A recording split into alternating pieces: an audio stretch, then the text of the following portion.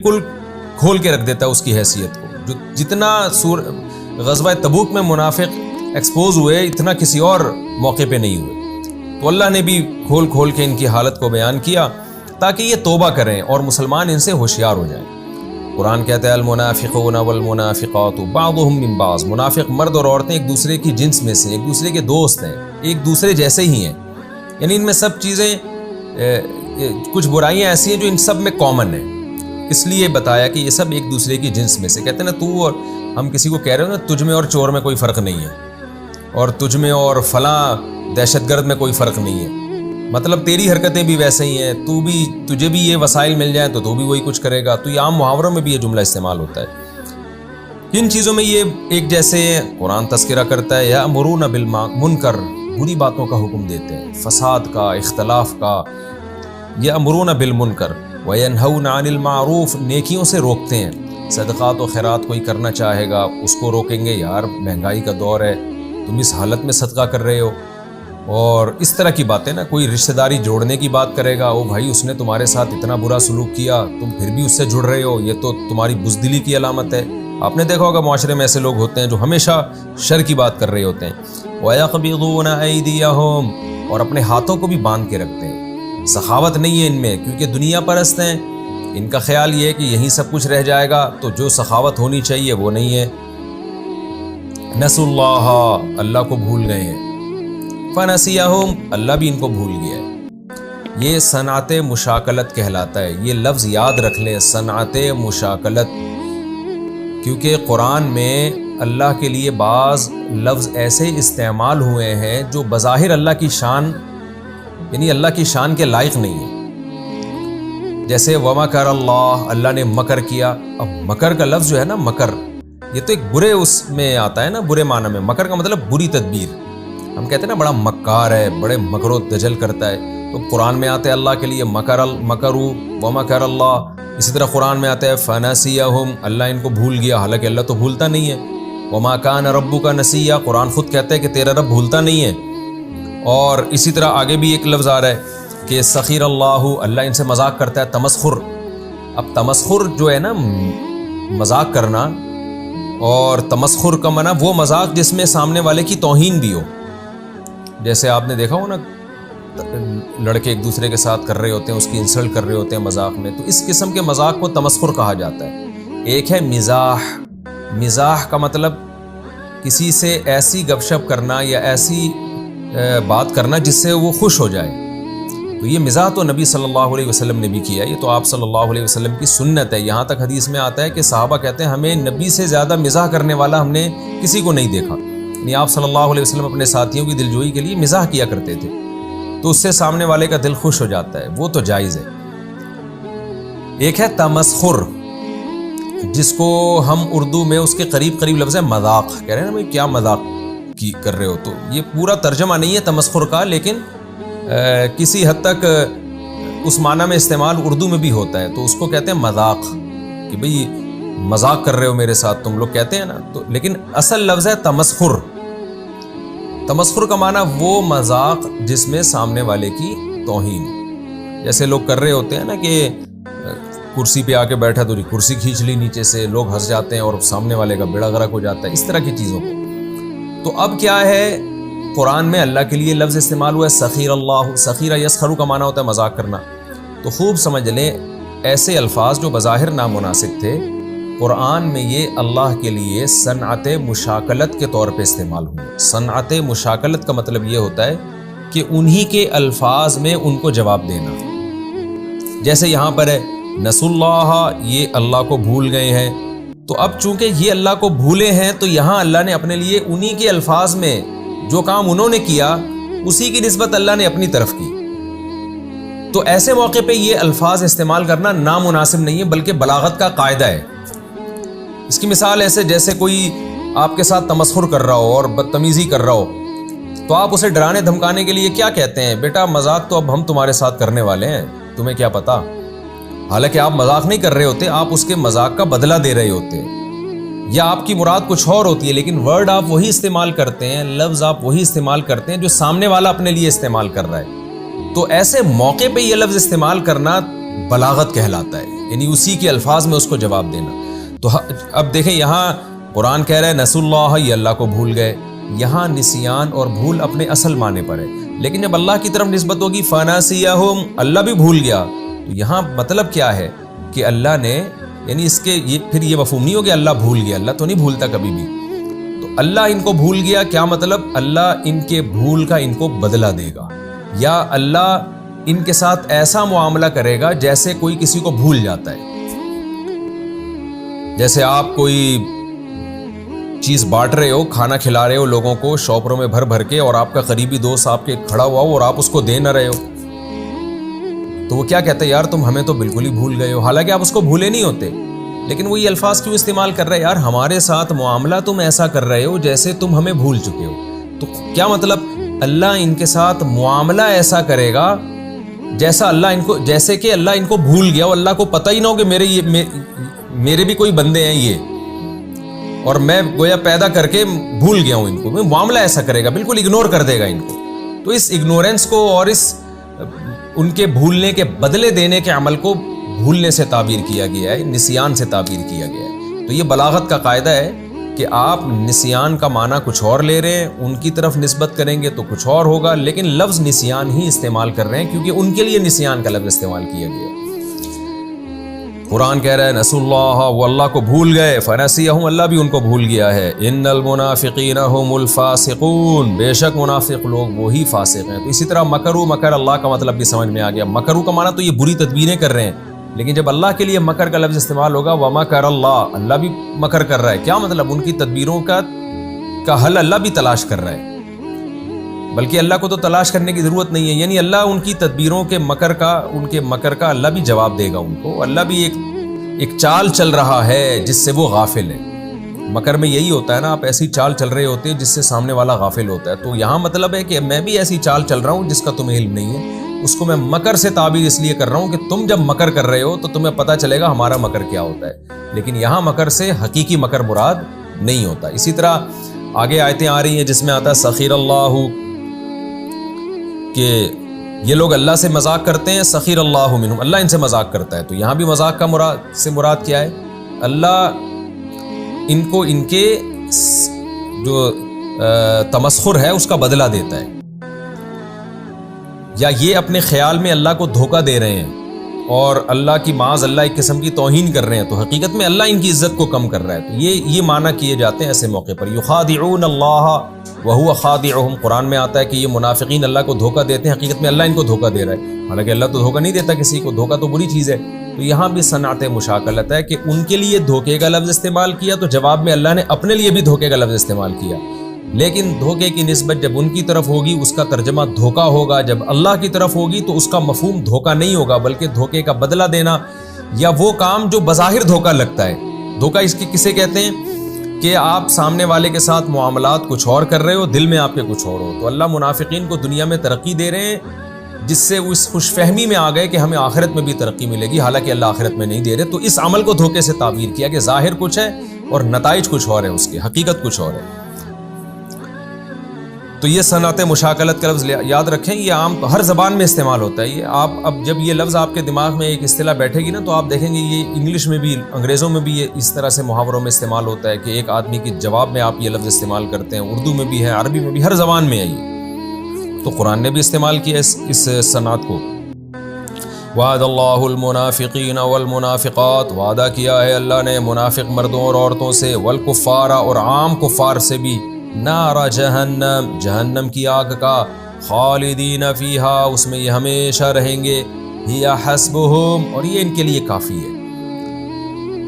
یعنی جو کچھ یہ بدماشیاں کر رہے ہیں نا تو ان کے لیے کافی ہے جہنم کی آگ. یہ سب ان کی بدماشیوں کا ان کا بدلہ مل جائے گا اور ان کی عقل ٹھکانے آ جائے گی. ہم کسی کو کہہ رہے ہوتے ہیں تمہارے لیے تو یہ کافی ہے کہ تمہیں یہ سزا مل جائے، بس اس سے تمہاری ساری جو بل ہے نا وہ سیدھے ہو جائیں گے. یہ بھی عام محاوروں میں لفظ استعمال ہوتا ہے. وَلَعَنَهُمُ اللَّهُ، اور اللہ نے ان پر لعنت کی ہے. وَلَهُمْ عَذَابٌ مُقِيمٌ، اور ہمیشہ رہنے والا عذاب ہے ان کے لیے.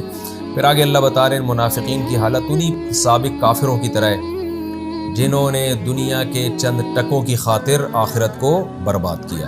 کالذین من قبلکم، ان منافقین کی مثال ان لوگوں کی طرح ہے یعنی یہ لفظ یہاں محذوف ہے، مثلہم کالذین، ان کی مثال، منافقین کی مثال ان لوگوں کی طرح ہے جو تم سے پہلے گزر گئے، کانوا اشد منکم قوہ، اور تم سے زیادہ سخت تھے قوت کے اعتبار سے، اکثر اموالا و اولادا، مال اور اولاد کے لحاظ سے بھی زیادہ تھے، فاستمتعوا بخلاقہم، اپنے حصے کے مزے اڑائے انہوں نے دنیا میں، فاستمتعتم بخلاقکم، اور اے منافقو تم بھی اپنے حصے کے ایسے ہی مزے اڑا رہے ہو، کما استمتع الذین من قبلکم بخلاقہم، جیسے تم سے پہلے جو لوگ گزرے انہوں نے اپنے حصے کے مزے اڑائے تھے، تم بھی بالکل انہی کی طرح مزے اڑانے میں لگے ہوئے ہو، وخوضتم، اور تم بھی بحثوں میں گھس چکے ہو برے کاموں میں، کالذی خاضوا، اس قوم کی طرح جو گھس چکی تھی برے کاموں میں۔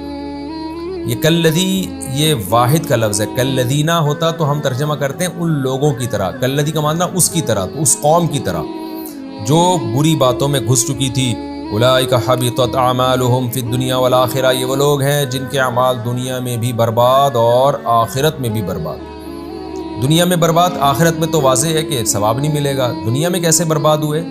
کہ دیکھیں مسلمان کو دنیا میں بھی عمل کا دو طرح سے بدلہ ملتا ہے۔ جب کوئی ایمان کے ساتھ نیکی کرتا ہے، ایک بدلہ تو یہ کہ اس پہ خوشخبریاں بشارتیں ملتی ہیں، اس کو تسلیاں ہوتی ہیں، جب وہ دیکھتا ہے نبی صلی اللہ علیہ وسلم نے اس عمل کی یہ خوشخبری دی، یہ خوشخبری دی، قرآن میں یہ خوشخبری ہے، تو اس کو ایک تسلی ملتی ہے کہ بھئی میں نے تبھی دیکھے نا، مومن جب کوئی نیکی کرتا ہے تو ایک سکون ملتا ہے اس کو، یہ سکون بھی اللہ کی طرف سے ایک بدلہ ہے۔ حدیث میں آتا ہے آپ صلی اللہ علیہ وسلم جب روزہ افطار کرتے تو کیا فرماتے ہیں؟ ذهب الظما وبتلت العروق وثبت الاجر انشاءاللہ، پیاس بھی چلی گئی اور رگیں بھی تر ہو گئیں اور اجر بھی اللہ کی طرف سے لکھا گیا۔ تو پیاس جانے سے بھی خوشی، پیٹ بھرنے سے بھی خوشی، اور اس کی الگ خوشی ہے کہ ایک روزہ ہمارے نامہ اعمال میں لکھ دیا گیا ہے، اس کا قیامت میں اجر ملے گا، تو وہ قیامت میں تو بعد میں ملے گا، اس اجر کی وجہ سے جو خوشی ہو رہی ہے وہ ابھی مل رہی ہے۔ تو یہ دنیا میں اجر ملتا ہے مسلمان کو نیکی کا، کہ اس کو ایک سکون ملتا ہے نیکی کر کے۔ دوسرا اجر کیا ملتا ہے؟ بعض دفعہ اللہ اس کو دنیاوی ترقیاں دے دیتے ہیں، دنیا میں اس کی سے مصیبتیں دور کر دیتے ہیں، تو یہ اجر بھی بعض دفعہ ملتا ہے۔ تو منافق چونکہ ایمان والا نہیں ہوتا، لہذا اس کو اس کا عمل دنیا میں برباد، اس کو نیکی کر کے سکون نہیں ملتا، اور نیکی کی وجہ سے جو برکتیں مقدر میں ملتی ہیں، برکتیں مقدر ہوتی ہیں، وہ بھی نہیں ملتی اس کو۔ یہ خوب سمجھ لیں کہ کافر یا منافق کو نیکی کا دنیا میں بدلہ مل سکتا ہے، لیکن وہ مل سکتا کا مطلب دنیا کی کوئی نعمت مل جائے گی، یہ ہوتا ہے۔ کافر اور منافق کو آخرت میں بدلہ نہیں ملتا، لیکن دنیا میں مل سکتا ہے، تو لیکن وہ بدلہ اس کی نوعیت الگ ہوتی ہے۔ مسلمان کو جو بدلہ ملتا ہے اس کی نوعیت الگ ہوتی ہے۔ مسلمان کو جو بدلہ ملتا ہے وہ خیر و برکت کا ذریعہ بنتا ہے۔ جیسے مسلمان کو نیکی کے بدلے میں دولت مل گئی تو وہ دولت اور خیر کا ذریعہ بنے گی اس کے لیے۔ منافق کو دولت مل گئی تو یہ دنیاوی نعمت تو ہے، لیکن یہ اور آخرت میں بربادی کا ذریعہ بنے گی۔ تو اس لیے ظاہری طور پر نعمت کا مل جانا الگ بات ہے، حقیقی نعمت تو وہی ہے جو آخرت کی ترقی کا ذریعہ بنے، تو وہ صرف مسلمان کو ملتی ہے۔ جیسے کہ حدیث میں آتا ہے کہ جب مسلمان کو کوئی نعمت ملتی ہے وہ شکر ادا کرتا ہے، اس سے آخرت میں اور ترقی ہوتی ہے۔ کوئی مصیبت آتی ہے صبر کرتا ہے، اس سے بھی آخرت میں ترقی ہوتی ہے۔ اور کافر کو جب نعمت ملتی ہے شکر کی توفیق نہیں ملتی، وہ اترانا شروع کر دیتا ہے۔ تو یہ میں نے اس لیے پوری تفصیل بتائی آپ کو کہ آپ کو یہ اشکال ہو سکتا ہے کہ بھئی ہم تو یہ آج تک سنتے آئے ہیں کہ کافر کو اس کے اعمال کا اللہ اگر دنیا میں بدلہ دینا چاہیں تو دنیا میں تو دے دیتے ہیں، آخرت میں نہیں، جبکہ اس آیت میں آ رہا ہے کہ دنیا میں بھی ان کے اعمال برباد۔ تو اس کا خوب مطلب سمجھ لیں کہ اعمال دنیا میں برباد ہوں گے، اس کا مطلب کیا ہے؟ دنیا میں برباد ہونے کا مطلب اس پہ بشارتیں نہیں ہیں اور اس میں برکتیں نہیں ہیں۔ ویسے دنیا کی ظاہری نعمت تو کافر کو بھی مل جاتی ہے، اس طور پر دنیا میں بدلہ اس کو مل جاتا ہے۔ حقیقی بدلہ جو آخرت میں ترقی کا ذریعہ بنے دنیا کی نعمت کے ذریعے، وہ والا بدلہ نہیں ملتا اس کو۔ وَأُولَٰئِكَ هُمُ الْخَاسِرُونَ، یہی لوگ خسارے والوں میں سے ہیں۔ أَلَمْ يَأْتِهِمْ نَبَأُ الَّذِينَ مِنْ قَبْلِهِمْ، کیا ان کے پاس ان لوگوں کی خبریں نہیں آئی جو پہلے گزر چکے ہیں؟ قوم نوح، قوم عاد اور قوم سمود اور قوم ابراہیم اور اصحاب مدین، والمؤتفقات اور الٹی ہوئی بستیاں، ان کے حالات اٹھا کے دیکھیں، ان کی بستیوں سے گزر کے دیکھیں، ان سے عبرت حاصل کریں کہ خدا کے نافرمانوں کا کیسا انجام ہوا۔ یہاں ایک اشکال ہوگا کہ ابراہیم علیہ السلام کی قوم پر تو ہمیں نہیں ملتا کوئی عذاب آیا ہو، تو ابراہیم علیہ السلام کی قوم میں نمرود پر عذاب آیا تھا، تو وہ اس کے تکبر تھا، نمرود میں بڑی عالی شان عمارت بنائی تھی اس نے اور کبر کیا کرتا تھا، تو اس کے تکبر کا اللہ نے اس کی جو عمارت بنائی تھی، جنت بنائی تھی دنیا میں، یعنی جو اصل میں جنت کا تذکرہ ملتا ہے وہ تو شداد نے بنائی تھی، لیکن نمرود نے بھی بہت عالیشان محل بنایا تھا اور اللہ نے وہ محل اس کا زمین بوس کر دیا، اور اس کے تکبر کی سزا یہ دی تھی کہ اس کے دماغ میں ایک مچھر گھس گیا تھا، پھر لوگ اس کے سر پہ جوتے مارتے تھے، اس سے اس کو سکون ملتا تھا۔ تو یہ نافرمانوں کی واقعات اللہ بیان کر رہے ہیں کہ منافقین کو اس سے عبرت حاصل کرنی چاہیے۔ آتتہم رسلہم بالبینات، ان کے پاس پیغمبر واضح دلائل کے ساتھ آئے، فما کان اللہ لیظلمہم ولکن کانوا انفسہم یظلمون، اللہ ایسا نہیں ہے کہ ان پہ ظلم کرتا، یہ خود ہی اپنی جانوں پہ ظلم کیا کرتے تھے۔ تو منافقین بھی خود اپنی جان پہ ظلم کر رہے ہیں۔ آگے اللہ اہل ایمان کا تذکرہ کرتا ہے، والمؤمنون والمؤمنات بعضهم اولیاء بعض، مومن مرد اور عورتیں ایک دوسرے کے دوست ہیں۔ کیا مطلب؟ نیک کاموں میں دوست ہیں۔ یہاں وہ فرینڈشپ مراد نہیں ہے جو ایک عام طور پہ دو دوستوں میں ہوتی ہے یا دو عورتوں میں ہوتی ہے، یہاں مراد ہے کہ اچھے کاموں میں ایک دوسرے کے ولی ہیں، متولی ہیں۔ وہ اچھے کام کیا ہیں؟ یامرون بالمعروف، نیکی کا حکم دیتے ہیں۔ جیسے منافق مل کے برائی کو پروموٹ کرتے ہیں، تو اہل ایمان بھی مل کے نیکیوں کو پروموٹ کرتے ہیں۔ مل کے کا میں ترجمہ کیوں کر رہا ہوں؟ یعنی جب ایک دوسرے کے دوست کا مطلب ایک دوسرے کا سہارا بنتے ہیں نیکی کو پروموٹ کرنے میں، کیونکہ نیکی پروموٹ کرنا، نیکی کو معاشرے میں شائع کرنا ایک آدمی کا کام نہیں ہے۔ جب تک آپ کو اس میں آپ کے ساتھ معاونین نہیں ملتے، تعاون کرنے والے نہیں ملتے، آپ معاشرے میں نیکی کو فروغ نہیں دے سکتے۔ تو اللہ کہتے ہیں منافقین مل کے، ایک اکیلا منافقی کا کام نہیں کرتے، ان کے مرد اور عورتیں مل کے معاشرے میں برائی پھیلانے کی کوشش کرتے ہیں، نیکیوں میں رکاوٹ کا ذریعہ بنتے ہیں۔ اہل ایمان بالکل اس کے برعکس ہوتے ہیں، وہ ایک دوسرے کے ساتھ تعاون کرتے ہیں نیکیوں میں، وَيَنْهَوْنَ عَنِ الْمُنْكَرِ، اور برائیوں سے روکتے ہیں، یعنی اس معاملے میں ایک دوسرے کے دوست ہیں۔ وَيُقِيمُونَ الصَّلَاةَ، نمازوں کو مل جل کے قائم کرتے ہیں۔ نمازوں کو قائم کرنے کا مطلب کیا ہے؟ جماعت سے نماز پڑھنا، پابندی سے، اور اس میں ایک دوسرے کے ساتھ تعاون بھی کرتے ہیں کیونکہ ولی ہیں ایک دوسرے کے۔ وَيُؤْتُونَ الزَّكَاةَ، زکاتیں دیتے ہیں۔ وَيُطِيعُونَ اللَّهَ وَرَسُولَهُ، اللہ اس کے رسول کی اطاعت کرتے ہیں۔ أُولَٰئِكَ سَيَرْحَمُهُمُ اللَّهُ، ان قریب اللہ ان پر رحم کرے گا۔ یہاں رحم سے مراد ہے جنت والا رحم، یعنی جنت میں اللہ ان کو داخل کرے گا۔ ان اللہ عزیز حکیم، اللہ زبردست غالب اور حکمت والا ہے۔ غالب کا مطلب وہ جو چاہے گا کر لے گا، اسے کوئی نہیں روک سکتا۔ ابھی موجودہ حالت مسلمانوں کی دیکھ کے پریشان نہ ہو، اللہ ان کو غلبہ دے دے گا، اور حکیم حکمت والا ہے، فوراً مدد نہیں آتی، اس میں اس کی حکمتیں ہیں۔ وعد اللہ المؤمنین والمؤمنات، وعدہ کیا ہے اللہ نے مومن مردوں اور عورتوں سے، جنات تجری من تحتها الانہار، ایسے باغات کا جن کے نیچے نہریں بہتی ہیں، خالدین فیہا، اس میں ہمیشہ رہیں گے۔ ومساکین طیبۃ، پاکیزہ گھروں کا وعدہ کیا ہے اللہ نے، فی جنات عدن، ہمیشگی کے باغات کے اندر۔ ورضوان من اللہ اکبر، اچھا یہ جو لفظ ہے نا ورضوان من اللہ اکبر، یہاں اگرچہ میں تفسیر میں بالکل تفسیر سے ہٹ کے کوئی بھی کسی بھی طرف نہیں جاتا، لیکن یہاں ایک دلچسپ تھوڑا سا میں آپ کو 2 منٹ کا واقعہ سناؤں گا۔ ہمارے استاذ تھے، میرا مدرسے میں پہلا سال تھا، عربی گرامر پڑھ رہا تھا میں، صرف نحو وغیرہ۔ تو ہمارے استاذ نے کیا کیا، کچھ لوگوں کو بلا کے یہ سوال پوچھا کہ یہ جو قرآن کی آیت ہے وَرِضْوَانٌ مِّنَ اللَّهِ اکبر، اچھا انہوں نے یہ سوال پوچھا طلبہ سے نا، تھوڑا سا ایک مزاح کے طور پر۔ انہوں نے کہا کہ یہ جو قرآن میں آ رہا ہے وَرِضْوَانٌ مِّنَ اللَّهِ اکبر، رضوان جو ہے مِّنَ اللَّهِ اکبر یعنی اللہ سے بھی بڑا ہے، تو یہ رضوان کیسا فرشتہ ہے؟ انہوں نے خود فرض کر لیا کہ جیسے رضوان کسی فرشتے کا نام ہے۔ طلبہ سے پوچھنے لگے کہ رضوان من اللہ اکبر، یہ جو رضوان ہے من اللہ اکبر یعنی اللہ سے بھی بڑا ہے، تو یہ قرآن کیسی بات کر رہا ہے کہ رضوان فرشتہ اللہ سے بھی بڑا ہے؟ اب طلبہ بیچارے پریشان ہو گئے، وہ تو اس کا یہی ترجمہ کر رہے ہیں ورضوان، یہ جو رضوان صاحب جو ہے نا وہ من اللہ اکبر، وہ اللہ سے بھی بڑے ہیں۔ تو بہت سے طلبہ کو بلا کے پوچھا، اب ظاہر ہے وہ پہلا سال تھا، اس میں عربی گرامر میں پختگی بھی نہیں ہوتی، پڑھ رہے ہوتے ہیں طلبہ۔ اچھا میرا بھی نمبر آیا، مجھ سے بلا کے پوچھا، اچھا سارے طلبہ پریشان ہیں کہ یار یہ تو عجیب سی بات قرآن نے کہہ دی ہے کہ ورضوان جو ہے من اللہ اکبر، یہ اللہ سے بھی بڑا ہے، یعنی اس کا لفظ یوں ہوگا نا اکبرو من اللہ، اکبر بعد میں آیا، من اللہ پہلے آ گیا۔ بعض دفعہ ہم یہ کہتے ہیں یہ بڑا ہے اس سے، یوں بھی کہہ سکتے ہیں یہ اس سے بڑا ہے، تو مطلب تو ایک ہی ہو گیا نا۔